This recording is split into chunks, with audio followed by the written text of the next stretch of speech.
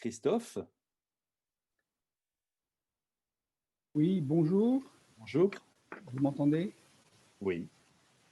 Alors, merci pour votre invitation. Je vais présenter un premier diaporama sur les différentes mesures du décrochage, sachant que c'est Nicolas qui a la main sur le PowerPoint. Oui.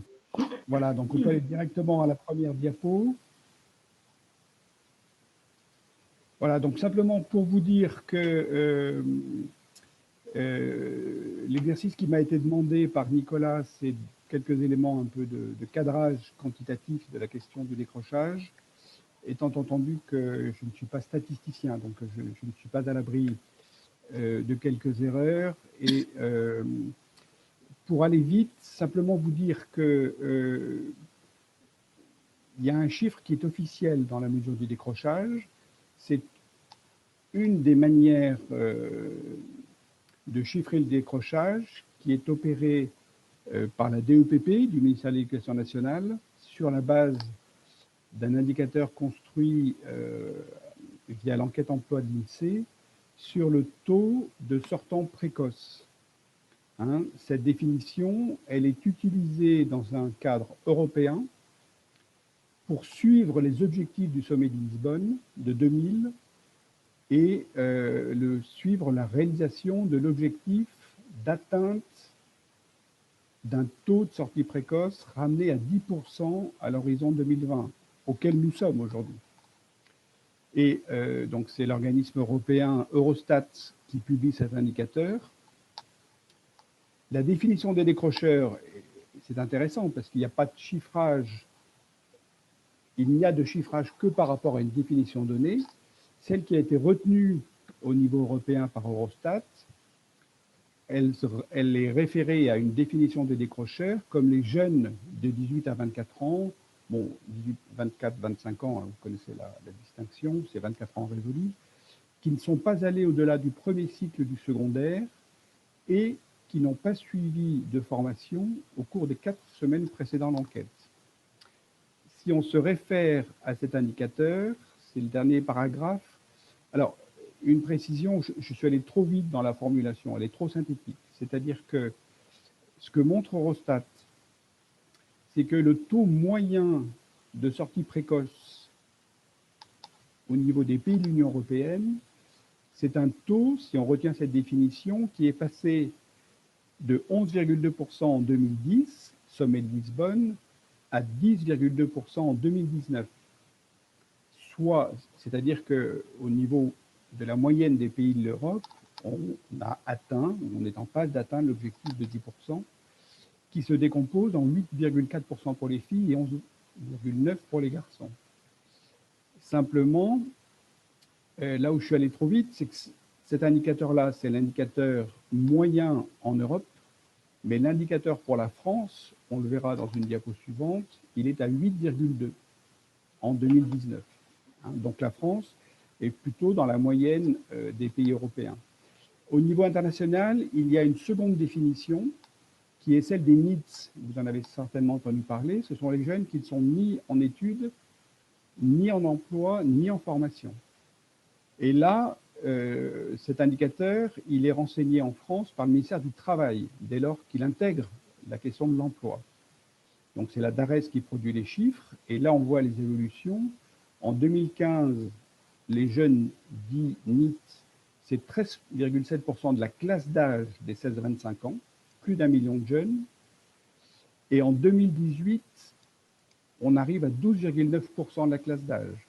Mais on voit bien que c'est un indicateur qui est plus large dans sa définition, et du coup, les chiffres sont plus élevés.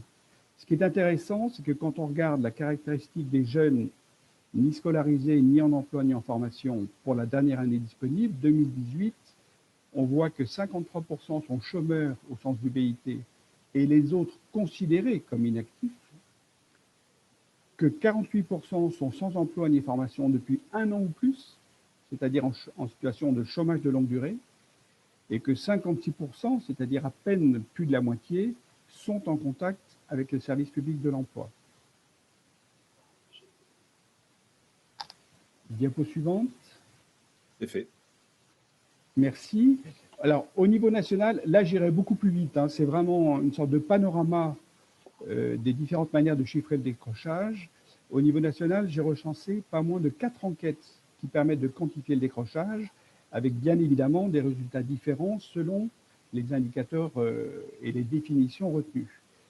Pour ce qui est de la DEPP, elle produit 2 types d'indicateurs à partir des enquêtes emploi de l'INSEE pour mesurer le niveau d'études à la sortie du système éducatif.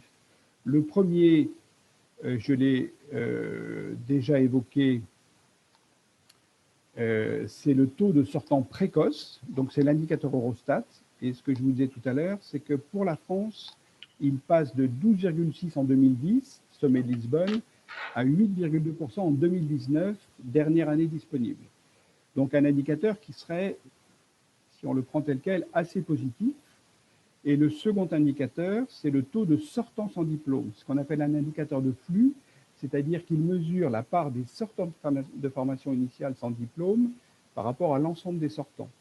Et là, la dernière donnée que j'ai trouvée remonte à 2015, on serait à 13%. Diapo suivante. Une autre source nationale, ce sont les panels d'élèves de la DEPP. Je ne sais pas si ce sont des données que vous fréquentez, mais qui sont assez intéressantes parce que ces panels, ils ont comme caractéristique de porter sur le suivi d'échantillons d'écoliers et de collégiens sur plusieurs années. Donc, ce sont des données qu'on appelle longitudinales. Et une note de la DEPP vient de sortir, mars 2020, qui compare les scolarités secondaires des 2 panels d'élèves de 2007 et 95. Donc, on a des évolutions en tendance, et souvent, elles sont plus intéressantes, ces évolutions en tendance, que les instantanées. Et ce que montrent ces travaux de la DARES, sur la base des panels d'élèves, c'est qu'en 12 ans, 95-2007, la proportion d'élèves qui quittent l'enseignement secondaire sans diplôme est passée de 20% en 95 à 11% en 2007. Voilà, on va passer parce que sinon on n'aura pas le temps de tout voir. Vous pourrez évidemment regarder plus attentivement.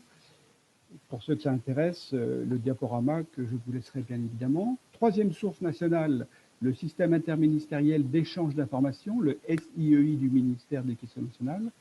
C'est un dispositif administratif de suivi, de remontée des situations de décrochage qui a une vocation opérationnelle. L'objectif opérationnel, c'est d'identifier les jeunes décrocheurs pour les mettre en relation avec les plateformes d'accompagnement, de suivi d'accompagnement des décrocheurs. Donc, c'est un indicateur opérationnel qui est généralement considéré comme peu fiable au plan statistique. Donc, je ne vous donne pas de données. Diapo suivante. Ensuite, on a les enquêtes génération du CEREC. Ce n'est pas du tout pour faire de la publicité pour le CEREC, simplement pour vous montrer un élément de cette diversité des manières de mesurer le décrochage, puisque les enquêtes de génération du CEREC, elles aussi ont une dimension longitudinale. Chaque enquête porte sur les sortants 3 ans avant et permet d'étudier les trajectoires d'entrée dans la vie active sur 3 ans.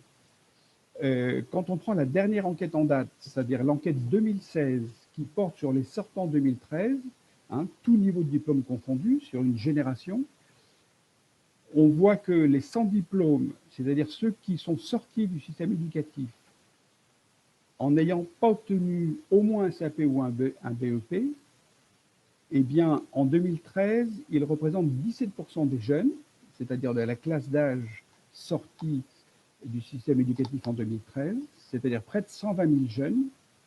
Mais comme c'est une source longitudinale, on peut observer sur les 3 années qui suivent l'évolution des choses. Or, ce qu'on observe, c'est que 8% des décrocheurs ont repris des études à temps plein et 27% une formation. Et que de ce fait, l'indicateur initial de 17% de sortants sans diplôme s'atténue au cours des années qui suivent. Diapo suivante. Ensuite, c'est vraiment pour information. Au niveau local, on a 2 dispositifs de mesure du décrochage dont l'objectif est plutôt de comparer les situations entre académies. D'un côté, il y a la géographie de l'école Et la dernière édition en date de 2017, qui établit une comparaison entre académies de la part des jeunes de 16 à 25 ans sans diplôme et ne poursuivant pas d'études. Et on voit bien déjà les disparités, puisque le spectre va de 4,5% à 33% de décrochage selon les académies.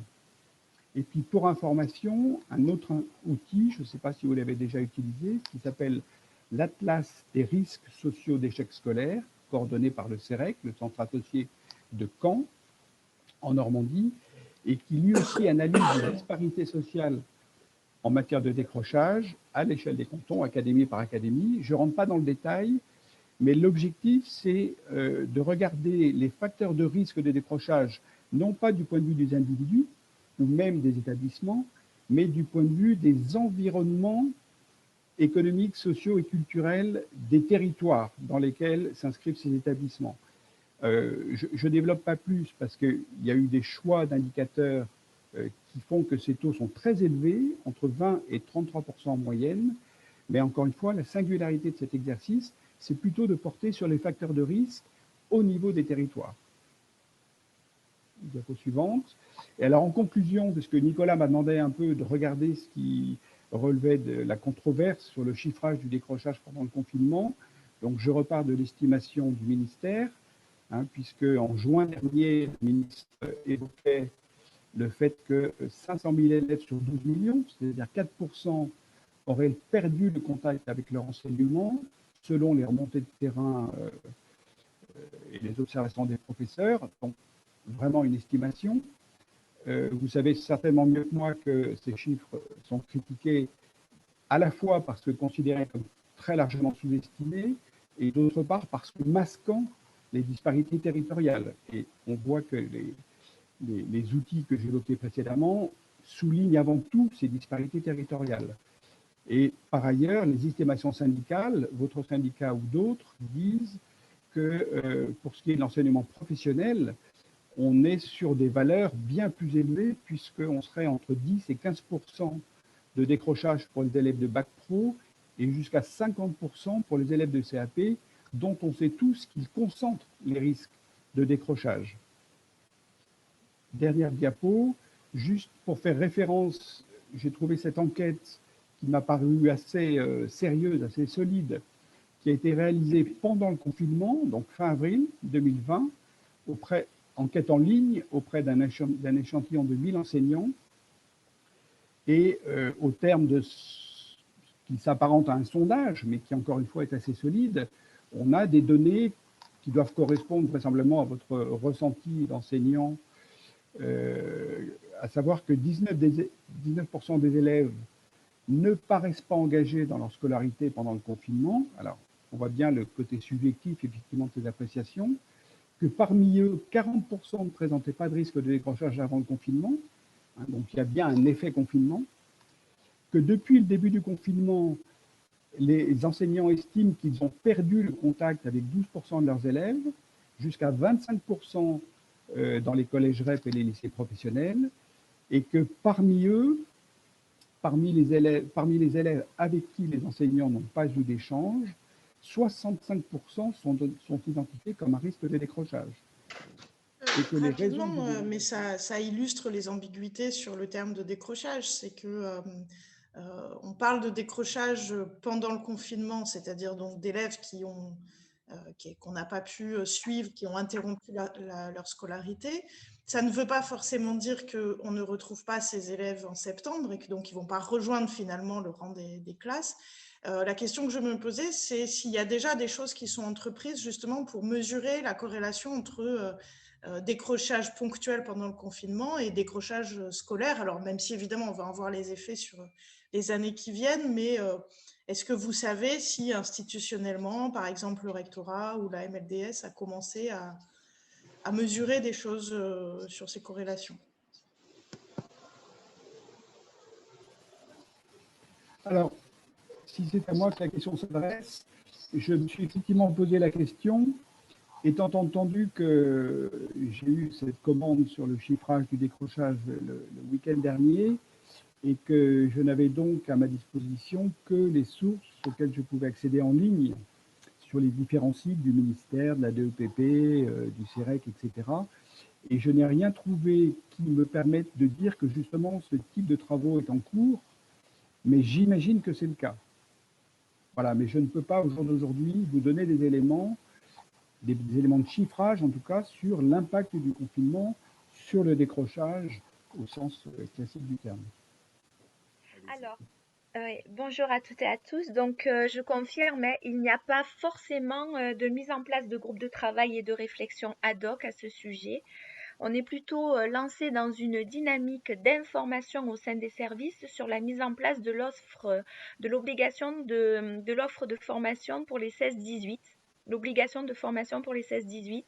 On n'est pas forcément en train d'analyser ce qui s'est passé au niveau du décrochage pendant le confinement, si ce n'est quelques réunions avec quelques focales qui fonctionnaient plutôt pas mal déjà avant le confinement et qui ont essayé de suivre un petit peu la typologie de ces élèves qui ne se connectaient pas forcément et qui ne rendaient pas forcément les devoirs.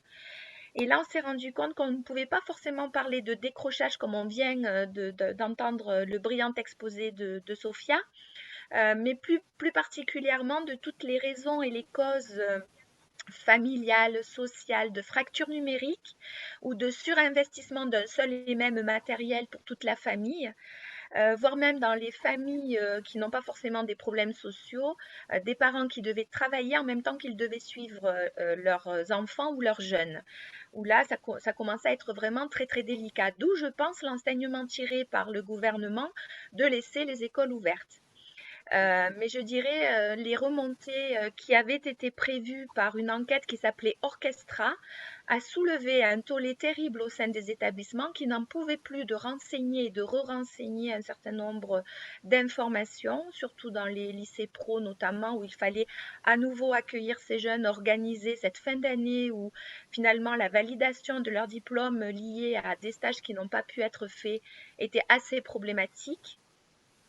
Donc, à l'heure actuelle, dans cette reprise d'année scolaire, il y a le groupe de travail qui s'appelle Plan Pauvreté, animé par la haut-commissaire Madame Chenet et dans lesquels, à partir de septembre, là véritablement, enfin depuis juin, notre direction, la DRAIO, participe et qui, depuis qu'il est mis en place, l'éducation nationale n'a été représentée que par le médico-social. Nous, la MLDS, avons intégré ce groupe un tout petit peu en amont du confinement, je dirais en février. Donc, très honnêtement, il n'y a rien d'organisé, mais il y a de façon satellite quelques remarques formulées de ci, de là.